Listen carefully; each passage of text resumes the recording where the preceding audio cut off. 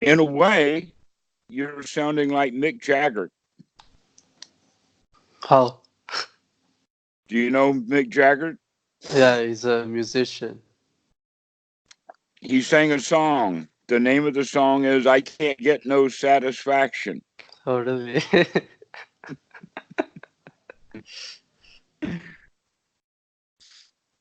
Does that feel right?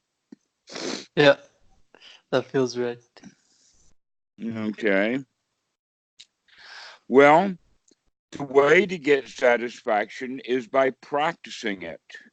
The way to feel satisfaction is by feeling successful. This is actually quite well laid out in the suttas, but it's hard to understand. But once it's pointed out, then you say, oh, yeah, that is actually the path of the Buddha. That the whole point is to get yourself out of an ordinary state into a better state, and then using that as a skill to develop and to improve it. And all you have to do is remember. That's the important thing. That's why sati is so important. You've heard me say that in other videos, I suppose. Yeah, Over and over again, we stress sati. And much of what Western Buddhism is about circles around the word mindfulness, which is an English language poor translation of the word sati. Um, Actually, what I think is going on with the word mindfulness is they're actually combining two very, very important qualities of the practice, the teaching of the Buddha, and that is uh, right sati, or right remembrance, and also right investigation. But somehow, when we turn those two things into mindfulness, then it makes that it loses the power of both of them. Sort of like you only get 50% of this and 50% of that. And so let's make sure that we're working with both of those things independently as if they were the most important thing. To remember, that's the skill that needs to be developed mostly. And so that's the reason why people sit down to do meditation. That's the whole point of it, is to remember to stop thinking about what's going just spinning around in the mind and pay attention to what's happening in the present moment. Mm-hmm. Because if the mind wanders away, it's more than likely going to wander into four main areas. And these four main areas are generally well known in Buddhism, but they're not very well understood. But the wandering mind will wander into four major areas. You might have heard them before. There's one called the pitta, or the hungry ghost. Another one is hell. Uh, Narako is the Pali term for it. Yeah, And and then there is the animal world. it's like 6 realms of whatever. Exactly. And then there is one that is often thought of as a heavenly world, but it's the asuras. Mm-hmm.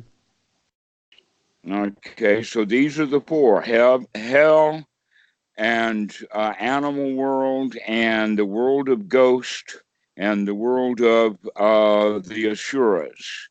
Now, the asuras are very much like the Greek titans. That gives the word Titanic, and we think of them as very big, but in fact, both the Asuras and the Titans were warlike. But if you look at the word Asura, you'll see what the Buddha was actually getting at, because Sura means bravery. Mm-hmm. Right. It actually is the can do attitude. And the asura is actually a weakness because it's not brave. It's not strong. It is, in fact, weakling. All right, so you can imagine that at dawn, the general has given the order for attack. And you've got the army there spending the night getting ready for the war. Some of them are going to sleep, and some of them are going to get rowdy, and some are going to get drunk if they can get the alcohol. But basically, you can break them into two groups, and that is those that are eager for the battle because they're going to win. But most of the people are going to be fearful. Oh, I'm going to die. All right, and so this is what we mean by the asura. It's not really all of that heavenly at all. In fact, it's a state of fear. And you can think of the hell as the two major kinds of emotions that we feel when they get strong. One of them would be anger, and the other one is anxiety. Yeah. Anxiety is kind of halfway between hell and the asuras, but it is definitely associated with hell. It feels like hell to be in a state of agitation. All right. So these are the common states. The funny part about it is that this is the word that we use for rebirth. When we actually are talking about rebirth, that means that the individual is reborn in one of these four states. I never thought of it like that. Huh? Yeah. And so we're either born in a state of anxiety or we're born into a state of foolishness, like the animals. What do we mean by foolishness? Well, look at all the foolishness in the world. I mean, people do not act in their own best self-interest hardly ever. Another way of looking at the animal world is animals are put to work and they have no choice. They call them draft animals. We still put animals to work, make slaves out of them. Guide dogs and other things like that. We normally use them for handicapped people. But the point is that human beings have been making slaves out of animals for as long as we've been associated with animals. And we are animals. And in fact, we make slaves out of other human beings. So that's one of the qualities of being an animal is that you do what you're told to do, but you don't like it very much. Yeah. Pretty much. And so or you're too stupid to even figure out what you're told to do. That's very common, in fact. I would go so far as to say that's the primary place, but all four of these places is what makes people political. They're political because they're lied to, they're told to vote a certain way, and so they're animals. They're also taught to be afraid of the other side, so they become asuras. And then they get tense and anxious about will we win or not, and go into a state of anxiety, and now they're in hell. But above all, they really, really, really want my candidate to win. And so that's in the sense they become hungry ghosts. Mm-hmm. But now we can take the political label off of that and recognize we do that with everything. The question is, can we remember that we don't have to do that to ourselves? And so whenever you say that you want to relax and then you don't, that means that when you were relaxed, you thought about relaxation, you had a momentary relaxation, and then you jumped out of that relaxation into hell. You were reborn again into anxiety. And why is that? Because that's our habits. We're in the habit of being afraid. We're in the habit of being, let us say, stupid in a way of not really looking at what's going on the inside. That we're looking for a master. to help us out.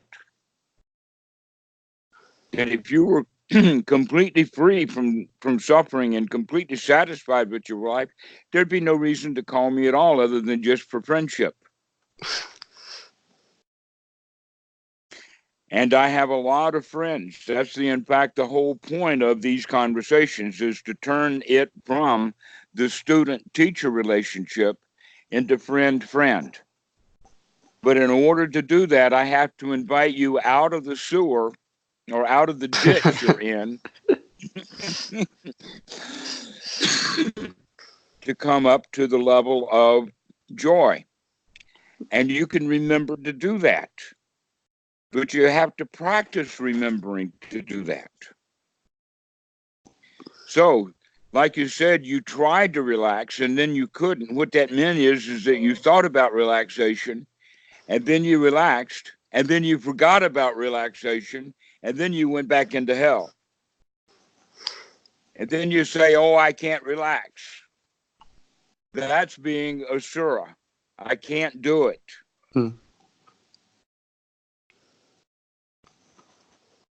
All right, so we need to find a way to keep remembering to come back to relax. And so one of the ways you can do this is by getting involved with these four realms in the sense of knowing when you're in one. Mm-hmm.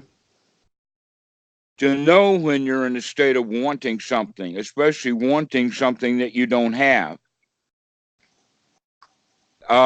The analogy is that the pitta, which actually the drawings that are common makes the pitta look like a balloon or a device that's big and round and fat, but it's got a very, very small neck or throat, and therefore it cannot get any satisfaction.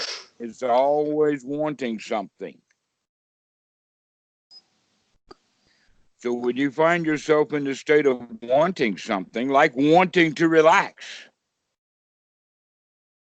wanting to relax is really not relaxing, but thinking about relaxing and then doing it, that's relaxing. It's actually that is so easy to do, especially if you tie the breath with it. This is why the breath is so important. Because normally, when we're in one of those states, there is, for instance, in hell, you could expect that one of the hell states is not being able to breathe. Getting into the state of pitta, being hungry, one of the things to be hungry for is breathing. That in fact, you are hungry for breathing more than anything else that I know. An example of that is how long can you go without water? Maybe 2 or 3 days. How long can you go without food? A month. How long can you go without sex? Months, years. In reality, yes. In the imagination, not long. Yeah, I mean, But how long can you go without breathing? not very. Couple of minutes. A couple of minutes, okay? That should prove to you how important breathing is. Yeah. And so this is one of the reasons why the whole practice of the Buddha is called anapanasati. And that in some books is translated as mindfulness with breathing, as opposed to mindfulness of breathing.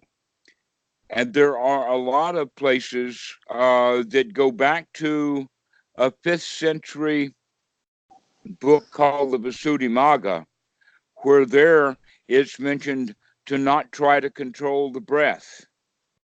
But really, everything about anapanasati is to control the breath. And there's many, many different ways to control the breath. One example of controlling the breath is like a musician playing a wind instrument, like the trombone or the trumpet or even an oboe. And the task is, how long can you hold the note?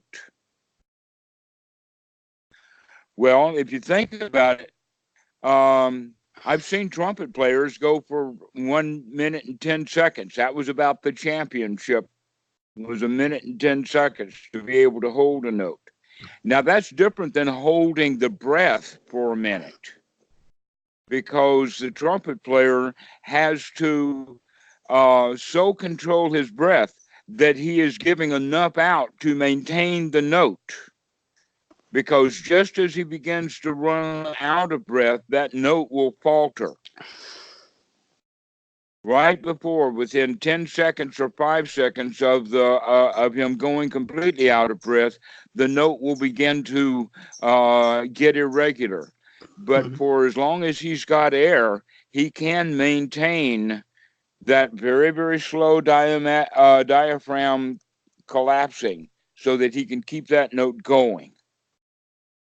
That takes breath control, and one of the most important qualities of that breath is that musicians learn how to take a very deep, quick, short in-breath. And they can do it between notes. And so, but it's a deep breath. If it wasn't a deep breath, then they wouldn't be able to play a long passage, now would they? Yeah. And then, in fact, that's one of the qualities of of a singer.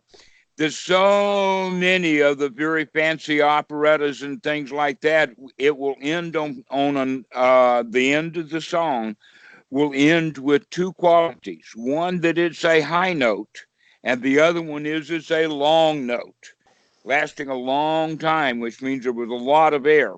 So musicians, especially wind instrument players, wind up learning how to control their breath. And because of that, they begin to make fairly good meditators, because they learn how to control the breath already. Yeah. Every meditation technique I've learned from like books or even other teachers, all of them have said like, don't control your breathing, just watch it. So it's like, except like Tanisaro, who says to experiment with the breathing, and then you're the only other person I've heard who's said that. So. Oh no, it's common in Thailand, and Tanisaro was trained in Thailand. Yeah, I guess. I also know of a Westerner who has spent most of his time living in Burma. He was ordained in Burma, but that he actually has recently been giving talks at BIA, at Bhikkhu Buddhadasa International Edipanyo Archives in Bangkok, and he actually has an experiment that he gave the audience in this talk. And the experiment was, look at the way you normally breathe, and watch the breathing in the sense of letting the breath be very shallow and fairly short. And as you're breathing shallow and short, notice what happens to the mind. So Yeah. what we're doing in that case is that we're taking the normal breath that people make and taking the attributes of that breath and make them just a little bit more extreme than what they are. And what will happen is people will feel anxiety. They will feel stress. They will feel tension. They will feel afraid. Can't get enough air. All right. So, in fact, using the normal kind of breathing that we use actually sets us up for going into the animal world, or to the world of fear. Now, the funny part about that idea of the animal world is that it matches directly with modern neuroscience, in the sense that we have various aspects, or let us say partitions or parts of the brain that can be identified. You go on to Google and you get images of the brain, and you see that the doctors have been cutting brains up for centuries and identifying all of the parts. Well, the Buddha didn't do that. All he had was the ability to investigate experientially rather than investigate through the dissection of the brain. But over the centuries, and especially since they're using functional MRIs to figure out how the brain works and functions, they have identified a lot of areas in the sense that there is an area of the brain that, in the way that it's shaped, is the same sort of brain that is shaped inside of a reptile, like an alligator or a snake. And so they have actually labeled that as the reptilian brain. Mhm. Well, guess what? That's part of the animal brain. And when that is in control and doing most of the work, then we actually are acting like animals because we're letting the most primitive part of our brain, do the work. This reptilian brain has many functions. And in fact, think about an alligator. All the things that an alligator can do, the reptilian part of your brain does those things. An alligator can crawl around. An alligator can see. An alligator can hear. An alligator can chew food. The alligator can digest food. The alligator can pump his heart. The alligator can breathe. All of the things that the alligator can do, that reptilian part of the brain will do it. So humans, in fact, can get along just fine by living their life as an animal. And the most of the people that I know do.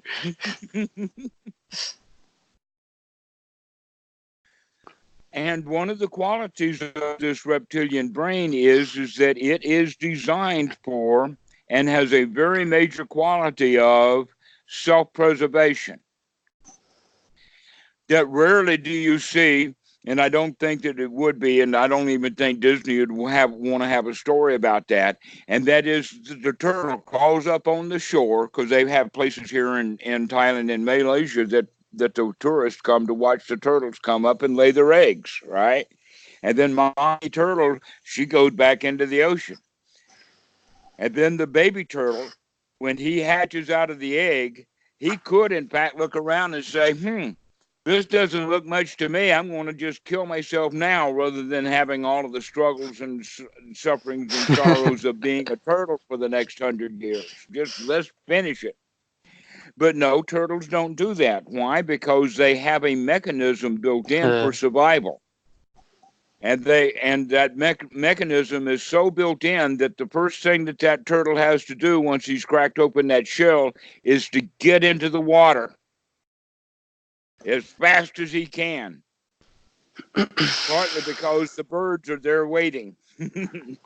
Lunch is served unless he could get to the ocean really fast. So we could see that internal mechanism that the baby turtle has, that's what's been keeping you alive your whole life. That's that reptilian brain. But it's a survival mechanism. And you don't want to live in just survival mode. You want to be a real champion in your life rather than just survival. Because survival has fear, survival has want, survival has anxiety. So we need to remember over and over again to come out of those states of the animal world, come out of the reptilian brain, and to come into the frontal cortex.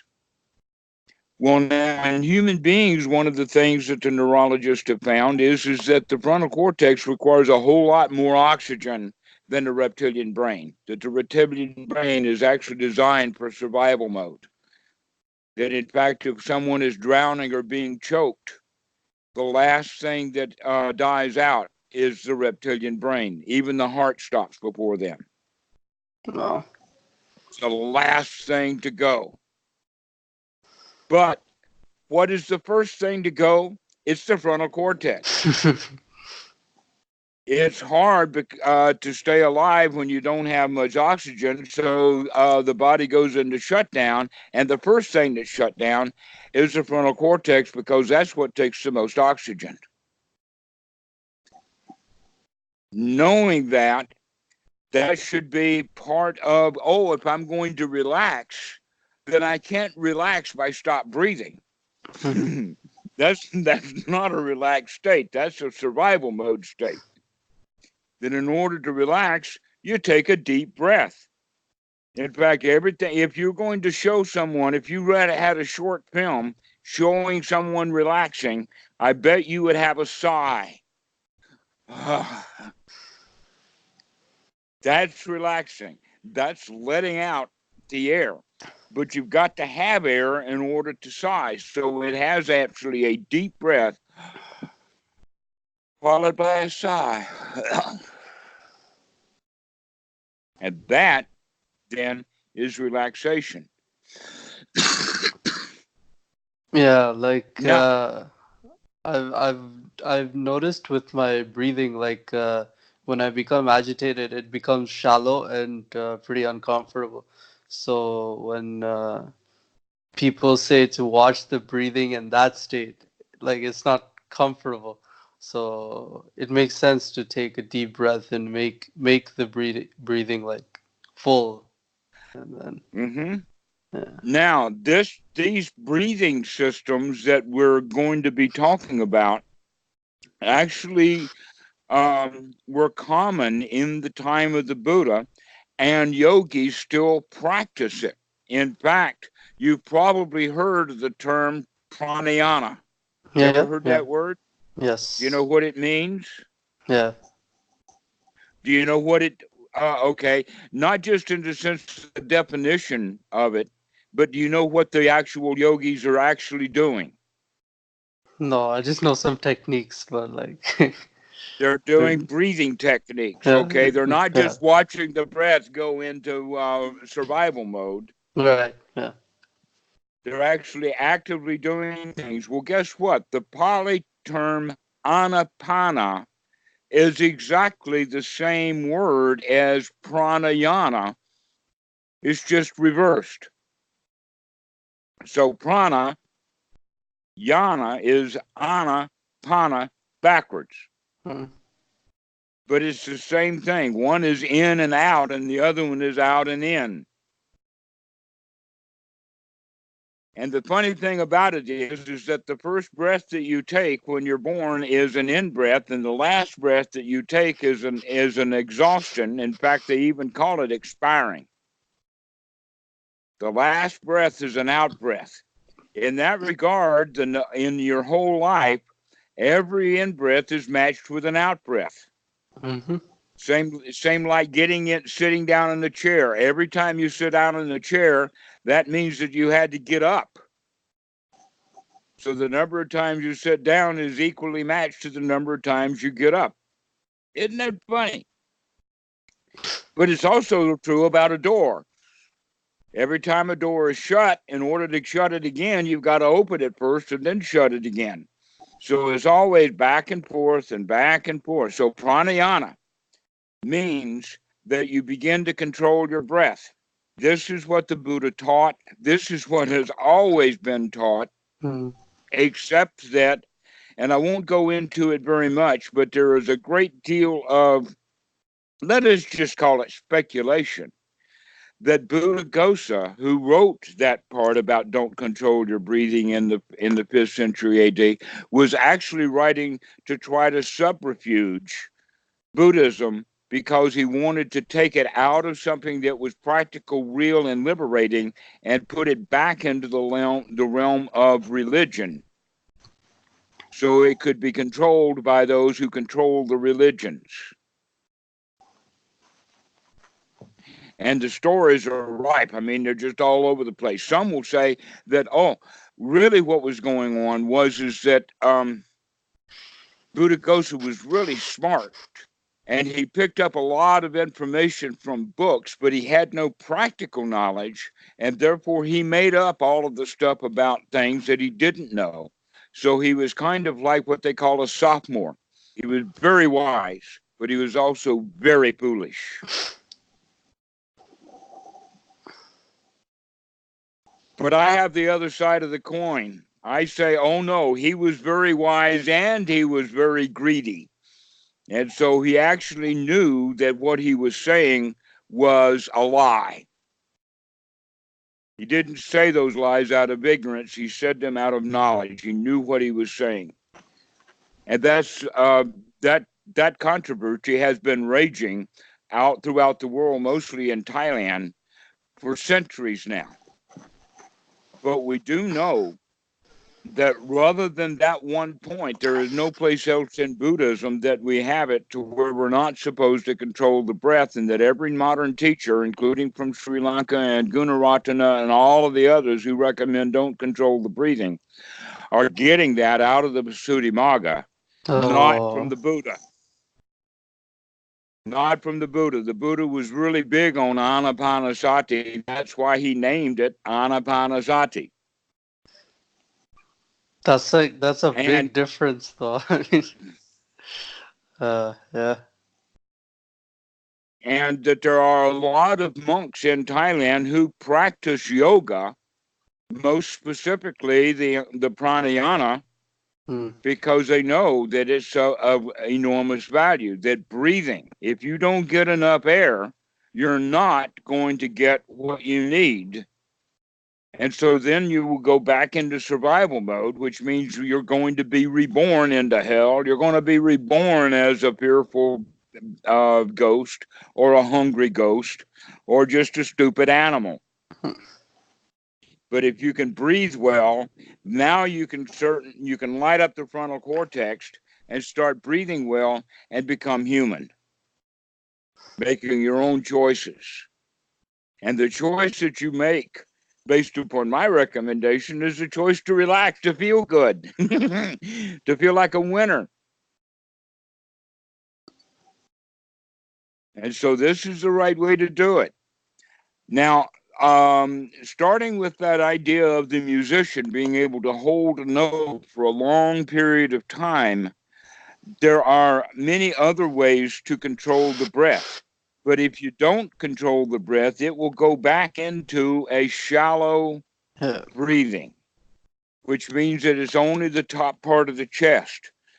But the musician does diaphragmatic breathing, which means that he actually lowers that set of muscles that are between the rib cage and the abdomen, above the stomach. There is a set of muscles there, and that the musician actually, through his practice and performance, strengthens those muscles. But also, there are muscles around and controlling the heart. In fact, the lungs themselves are bones that are on a kind of a hinge. And as you're breathing in, the muscles will work in a way to help you to breathe in, and that the chest will actually expand. The lungs will actually move through to gain size by pushing the diaphragm down, by opening the rib cage. And that if you take a deep enough breath, it'll actually open up the areas at the top of the lungs so that your shoulders will actually rise just a little bit. So practice taking right now, practice taking a deep breath that's so deep that you could not possibly hold any more air, and then take a little more air in after that. That last sup after you take a full breath. And now feel the body as you're doing that. Notice that the stomach actually gets a little tougher. Yeah. Yeah. And that's the right kind of out breath. So we need to do that slowly. But as an experiment, I would like to give you another kind of breathing for a moment. And that is the kind of breathing that humans do when we call this kind of breathing being out of breath. The kind of breathing that you do when you've been running or climbing a hill or Okay. doing exertion. How do you breathe when you're breathing when you're out of breath? Try that right now with me.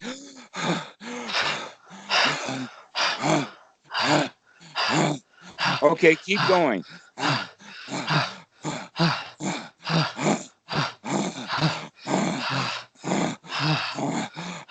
Okay, a little slower now.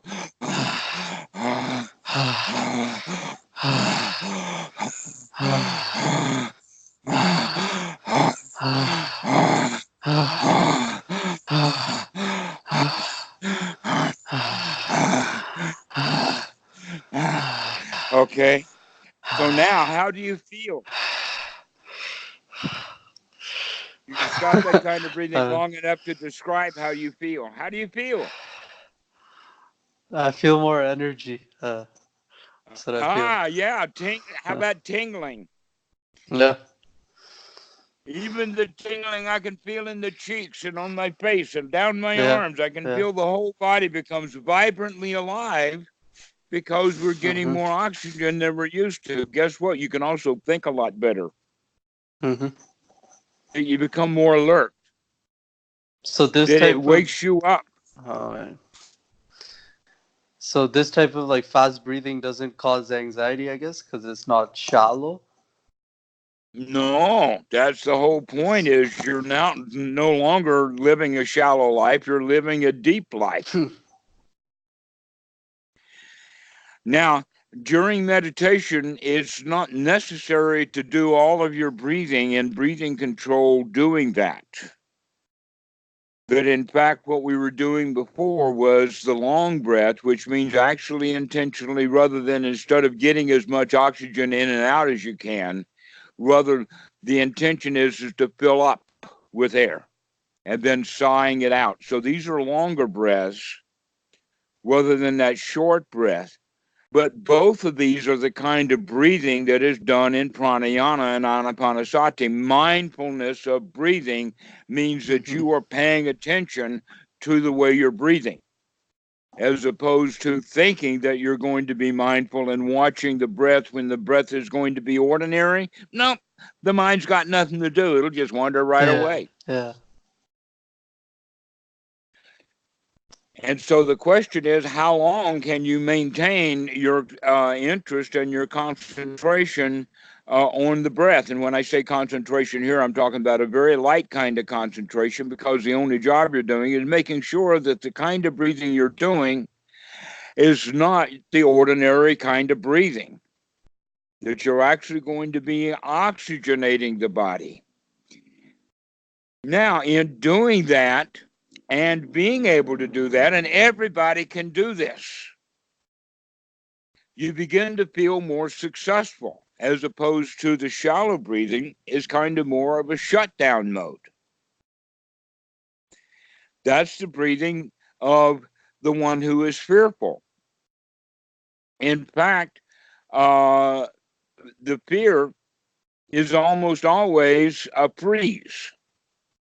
Like in thousands of years ago when we were out in the jungle and we see a rhinoceros or a wild hippopotamus, the first thing we do is we stop moving, we freeze. Why is that? What? Because over the centuries, many centuries, thousands of years of humans being confronted by rhinoceros and things like that, the eyes of the rhinoceros is not very good. He can't see very well, but he can see movement. And so the humans he can see move. But if you're standing still, it's hard to be seen. But that's also true about a tick on the floor. If you've got a dark floor and you've got a dog tick walking across the floor, you can see it. But if the tick is just sitting there, then you can't see the tick. All right. So this is a survival mechanism. This freeze, which means this shallow breathing, is a survival mechanism. We're not in danger. This is not an issue of survival. We are not a victim of trying to save ourselves from being attacked by a rhino. That this is something that a winner is doing. Like, for instance, if you're running away from the rhino, now you're going to be really breathing.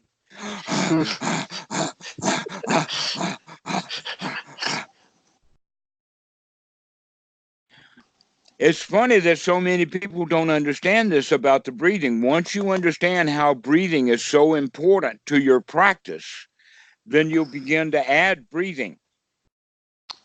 Yeah. I And was. it Yeah. Yeah, I feel like I was missing this point completely, just because of everything I've read was don't control the breathing, just watch. But yeah. so if we're breathing enough, Then we're oxygenating the frontal cortex. We're also thinking about the present moment in breathing. We are not now thinking thoughts of anxiety. We're not thinking thoughts of fear. We are not thinking foolish thoughts.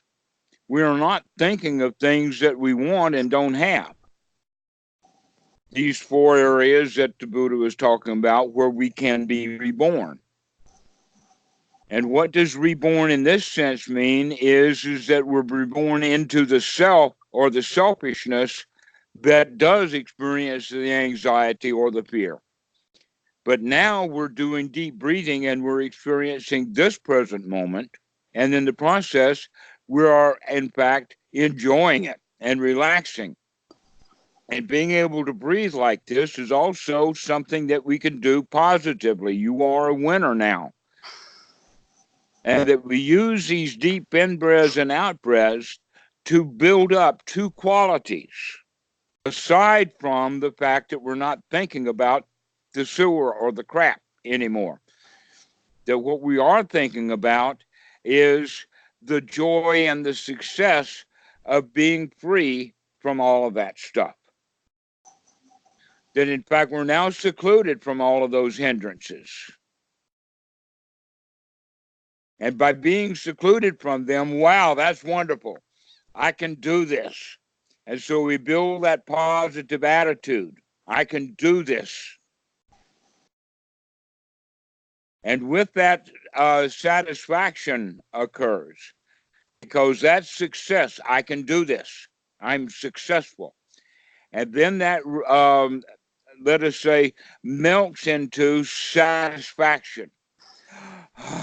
Almost in the sense of that deep in-breath is the success. And the deep sigh out-breath is the satisfaction. And so we build those two qualities, success and satisfaction. In the Pali, those two terms are pitta and sukha. You probably heard of that Pali word pitta. It's translated into rapture. All right. Well, here, if that's at all the kind of word that pitta means, can you imagine that just a moment ago when you were doing the short, quick, deep in breath and out breath that we call being out of breath, and the experience that you had after that moment, in fact, you still have just a little tingling left of that. We could call that rapture. Mm-hmm. Because the body is vibrantly alive. Yeah. All right. So this is the way that we begin to look at things is that we see that if I breathe well, I am a champion. If I'm breathing shallowly, then I'm in fear. If I'm paying attention to this present moment, then I am not hooked on all of the other old stuff. So basically what I'm saying is that what we have done in this short period of time is we've gathered all of the jhana factors together for the first jhana. The first one is to be free from hell, to be free from the asura, to be free from the hungry ghost, to be free from the animal world. So we're free from the hindrances. We're secluded from them. And it's such a joy to be free from that stuff. Such a joy. And so we begin to gladden the mind. Wow, I'm so happy to be free from that stuff. Aha, I caught that. I saw I was about to step into the sewer and I caught myself and I didn't. And so it's that seclusion that brings on the joy as well as intentionally bringing on the joy, to intentionally gladden the mind. Well, I can do this is the kind of thoughts that you want to have. The thoughts of being successful, the thoughts that I can do this, the thoughts of relaxation, thoughts that I am a winner, that this is a win. Those kind of thoughts working together with the breathing then will help develop this skill of pitta. And these are all skills to be developed. The primary skill is to remember, because if you can't remember to do this, then you're not going to do it. Yeah. But if you can develop the skill to remember it, then one's right effort is the effort to start taking those deep breaths. One's right effort is the effort to gladden the mind rather than saying, oh no, this meditation is so hard. Oh, I keep wandering away. The mind won't stay on the breathing, etc., like that. And you can see what suffering. Poor me. Kind of a hell, in fact.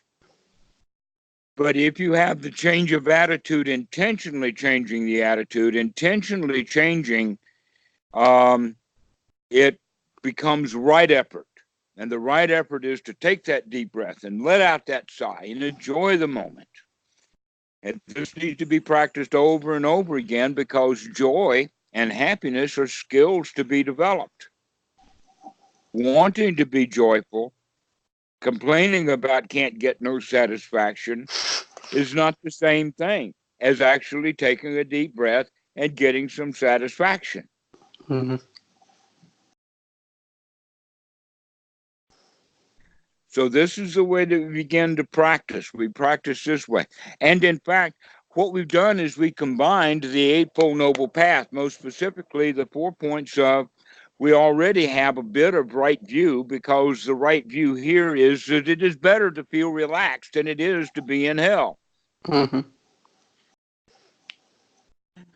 And so one's attitude, or excuse me, one's right view is there, but it will deepen. It's also a skill to be developed. Eventually, it develops into satipanya, to remember to be wise, or to remember to be friendly, or to remember to be happy, to remember to be a winner. Okay, so these are the things that we want to do, but sati is the important one with right view. So right view then grows in the sense that it is better to be friends than it is to be enemies. It's better to be happy than it is to be unhappy. So one's right view develops, sati develops. One's right effort, the right effort is, instead of just saying, oh, meditation is hard, we can say the attitude is, I can do this. And so we take the effort to do it. We take the effort to take that deep breath.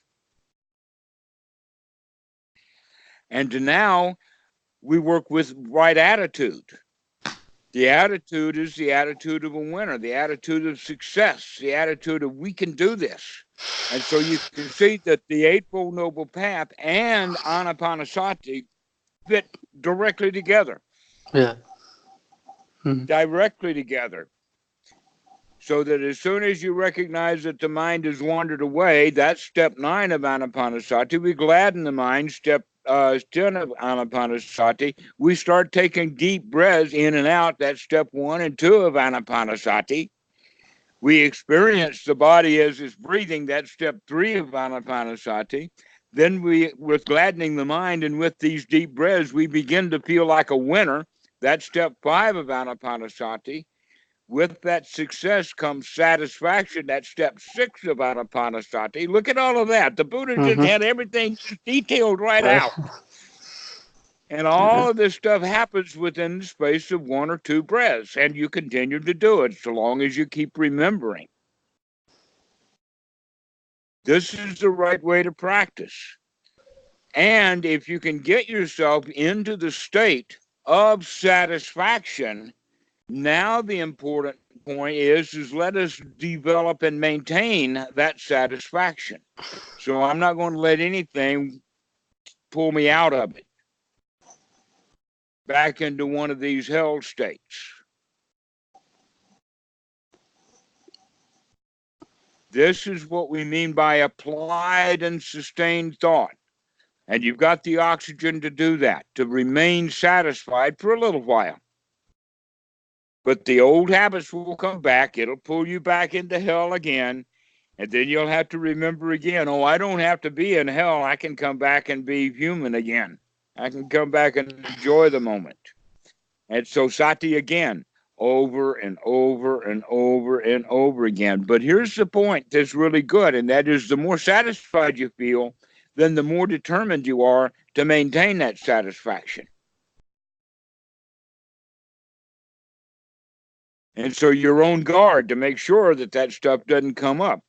That being on guard now is the next step. That's step 7. And with step 7 comes step 8, and that is with step 8, you begin to see how all of that stuff, either the old way or the new way, conditions the mind in the sense, are you going to be an animal or are you going to be human? Are you going to be a fraidy cat or are you going to be brave and strong? Are you going to be in a state of wanting and sucking on things, or are you going to be completely satisfied? Your choice. I think I'll take out a pot of sati. Yeah. Yeah. So this is the way to practice. And if there's anything that you get out of this talk, it's that you do have to control the breathing, and that all of the control of the breathing works together in a positive way. But if you don't control the breathing, it will go back into its shallow old state, and that the reptilian brain will then take over and be in survival mode. Yeah, I've seen that. I've seen that it just goes back to being shallow, and unless I actually take deep breaths, yeah. Well, you go practice that for a while and then call me soon, because there's more stuff to do with that, but I'll give you this much. Yeah, I'm gonna play around with the breathing, and yes, that's exactly the way to do it. Play with it. Don't work with it. Play with it. Enjoy it. Yeah. Oh. Okay. All right. Well, we'll see you later then. You got any questions? No, I just want to practice with the breathing, and Excellent. yeah. Excellent. Well, we'll see you within a week or so, okay? Yeah. Okay. All righty. Yeah. Bye.